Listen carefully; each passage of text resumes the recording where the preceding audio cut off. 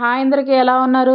పుల్ల రేగిపళ్ళు టేస్ట్ చూసిన వాళ్ళు దాన్ని రుచి మర్చిపోవడం ఎవరి వల్ల కాదు. అదే దాంతో రేగుడియాలు పెట్టుకుంటే అబ్బా! సూపర్ అంటే సూపర్ ఉంటాయి. నాకైతే చిన్నప్పటి నుంచి ఇవి ఆల్ టైమ్ ఫేవరెట్. భోగిపళ్ళు పోసాక రేగిపళ్ళు మిగిలిపోతే మనకు అసలే పిచ్చి కదా! అందుకని మా అమ్మ మిగిలినవి కవర్లో కట్టిపెట్టింది. ఉన్నాయి కొన్ని పళ్ళన్నా సరే కష్టమైనా సరే అవి పచ్చడి చేసి తినాల్సిందే.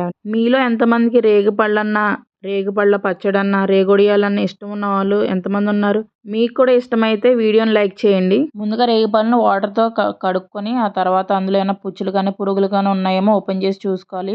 బాగున్నాయి ఉంచుకొని బాగాలేని పాడేయాలి. ఆ తర్వాత ఇందులోకి కొద్దిగా ఉప్పు, జీలకర్ర, మీ స్పైసీకి తగ్గట్టుగా పచ్చిమిర్చి, కొంచెం బెల్లం కూడా వేసుకోవాలి. ఇవన్నీ వేసుకొని రోట్లో బాగా దంచుకోవాలి.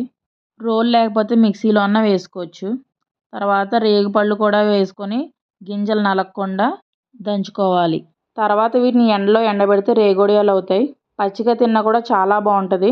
ఈ రెండిట్లకి ఎండలో ఎండబెట్టేంత ఉండదు. ఈలోపు నేను తినేస్తాను. టేస్ట్ అయితే సూపర్ వచ్చింది. మీకు పుల్ల రేగిపళ్ళు దొరికితే ఇలా ట్రై చేయండి.